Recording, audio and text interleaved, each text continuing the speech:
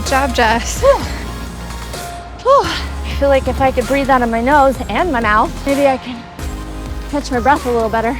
My name is Jessica. I am from Durango, Colorado, and I love the mountains, but I don't want one on my nose.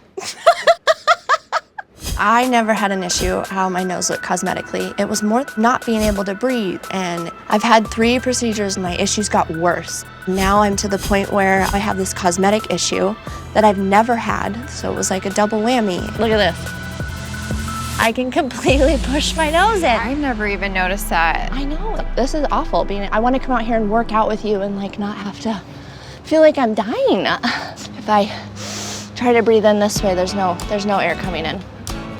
Being in Colorado, I want to be outside. Like, it's my life. And it's my dream to hike a bunch of 14ers. 14er is 14,000 feet in elevation. You need all the oxygen you can get because of the quick elevation change. You know, they're all on my bucket list, and can't hike a 14er with this nose. Now we're, 2 years after my last surgery. I'm 33 now. I really feel like I'm in a good place to like gain some trust back from a doctor, you know, and so that's what I'm hoping this consultation with Dr. Nassif will bring. How many times do you see a functional procedure cause a cosmetic problem? Not Let me show very you often. exactly what I mean. So septoplasty caused this. So let's find out her story, okay? Yeah. Wow. Can you please send in Jessica? Hi. Jessica, nice to meet you. Nice to meet you too, Dr. Dr. Nassif. Nassif. Hi, Dr. Dubrow. Pleasure to meet you. Pleasure. This is Jenny. Jenny, Nice friends? to meet you. Yeah, best friend. Best friend. Best Oh, yeah. friends. Best friends for how long? 15 years now? Wow. We've been best buddies for how long now? About 20. And I absolutely can't stand 21. And I can't stand the guy. You know, I'm just so good looking that, you know, he's just very jealous. Oh, the good-looking thing. You know what? I defer to the dolphin when he says things like that. You know what the dolphin would say when he says good-looking? So, welcome. You've had some functional surgery that's gone wrong. Yes, but I had really bad allergies. Nasal drip or what? I had bad nasal drip, and they prescribed a bunch of different nasal sprays. I was using it like 5 times a day, at least 5 years. Ooh. It was bad. When you use chronic nasal sprays, decongestants in the nose, the tissue, the turbinates and the septal mucosa shrink. But then you get this rebound effect when you stop using it and they get really swollen. Then you can't breathe. That means you get addicted to it. So what you have to do at that point is use it again. So it's a vicious cycle. When I went and saw the ENT, he had weaned me off the nasal very good. decongestants. Yes, and I wanted to be able to breathe normally. I'm very active. So he suggested surgery. So did the doctor say they were going to do septoplasty, Septoplasty. turbinoplasty? I heard that one too. Yes. So that's Reasonable. a functional surgery that doesn't change, usually, the outside appearance of the nose. And I had no problem with the cosmetic side of it. So what happened? After 2 weeks, when all of the packing started coming out, he had me sit in a shower. I would blow it out gently. And it was kind of like black stuff just coming out of my nose. It just was not normal. It's rare that a patient takes out their own packing. Yeah. That's what the doctor is there for. And in that 2-week period, your nose still looked the same, right? It still looked the same. Okay. You know, I eventually went back in and told him, I was like, hey, like, I can't breathe. really not breathing. He suggested a revision. That's when I started to notice a lot of this was really not was how it caving used in? to be. Yes. So only after the second surgery, Yes. So your there was nose a started difference. looking different. Yeah, the bump here was very visible. And you still couldn't breathe now. Still couldn't breathe.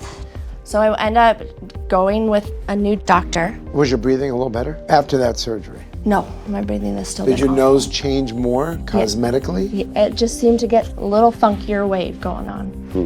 And that was your last surgery? Yeah.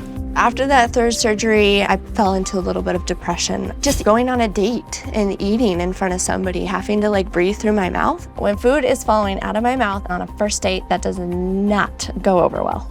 And so I've lost my love life as well. So the pressure's on us. Pressure's on. You don't even need to work out your arms. It's not fair. My goal is to look hot. Your ass is bigger than Kim Kardashian's.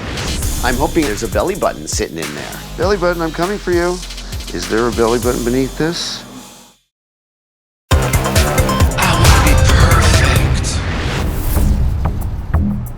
I'm going to do an exam first on the outside of your nose. Turn your head that way a little bit. So when you see this here, we know there's not much support. Is that the end of the septum right there? No, the end of the septum is Way up there. here. Okay. So let me just do one more thing. Okay. Okay. Any better? Definitely on the left side. Okay. So just from our exam, you do have a complete saddle nose deformity, which means you've lost a lot of volume from your septum. Just like you're sitting on a saddle, it's like that. The middle vault of the nose, which is made out of cartilage, becomes like a saddle. How do you correct a saddle nose deformity? You take cartilage, dice it up into small pieces, and then you mold it like spackle to a hole in the wall right here, and God willing, you get a beautiful result. You have to do an open rhinoplasty. Little incision here. Okay. I need to lift up the skin and do a septal reconstruction. Put back some of the cartilage that you had there before so it's not going to collapse in. Okay. Now here comes the part with the most cosmetic change. Okay. Is adding alar batten grafts, pieces of cartilage that will go on the outside of the nose here, Okay. which will add some fullness way out over here on the side of the nose. Okay. But the breathing will be a lot better. There's a huge difference from how Dr. Nassif is approaching this with me compared to how my previous two surgeons did. So with Dr. Nassif, I realized that I'm gonna have a little bit wider nose, and even looking in the mirror and him showing that to me, it was that extra step that I really needed to be like, you know what, that's not something that's really gonna bother me as long as I can breathe through my nose. So what happens if I do all your work and we get a 50% improvement of your airway? 50%. 50% is better than the 0% that I am at now. But you want to go for this. You really do. want to do this. I really do.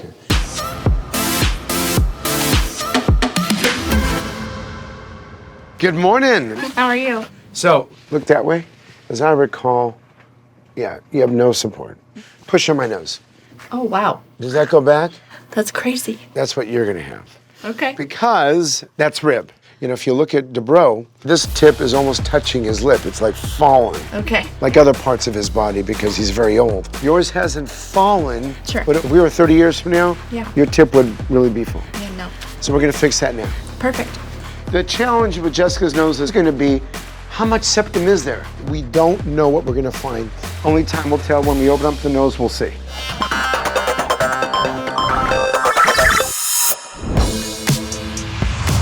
Today for Jessica's surgery, Dr. Peng will harvest rib while I begin by opening up the nose. Next, we'll assess the septum before rebuilding the nose with spreader grafts so she can breathe better, and a septal extension graft for support. Finally, we will use a diced cartilage glue graft to build up the dorsum and correct her saddle nose deformity. We need to put spreader grafts or diced cartilage glue graft and a septal extension graft to rebuild her nose right now. We're adding some support to the nose, huh? When Jessica tries to push her nose all the way to the lip, that's not going to happen. Left. Is that fire alarm?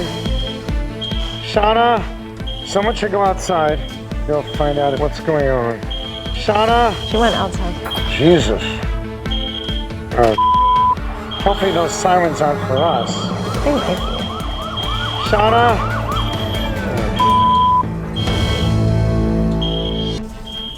You need to go find out if that's a test. If it's real, we're going to have to stay in here with the patient. And if it's a bad fire, we have to extubate the patient and leave the room. As a doctor, your patient's well-being is in your hands, my hands. You can't ditch them to save yourself, even in a fire. What happened? There was a little bit of smoke in the kitchen, so it set it off. It's from the toaster. So how could someone have done that? Thank God it wasn't a real fire, but whoever left their pita sandwich, their Hot Pocket, or whatever it was in the toaster for too long, you almost had us waking up Jessica and walking out of the operating room in Beverly Hills with 2/3 of a septal rhinoplasty done.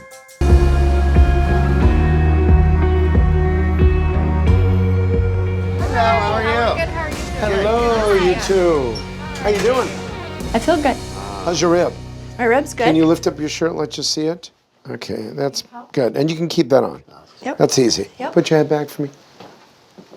Whoa. All right, fantastic. Okay, good. All right, so how much is your breathing going to be better at the end of all this? Probably 50, 60%. Awesome. My experience with Dr. Nassif has been, I almost feel like he's like the dad of surgery. I don't know if that sounds strange, but like I felt in such good hands. Now you have all the instructions on a sheet. Yes, Please follow all of those. I have very diligently, I promise. I wish all my patients would look this great Yeah. one day after surgery. Yeah. I just seriously want to say thank you to Dr. Nassif.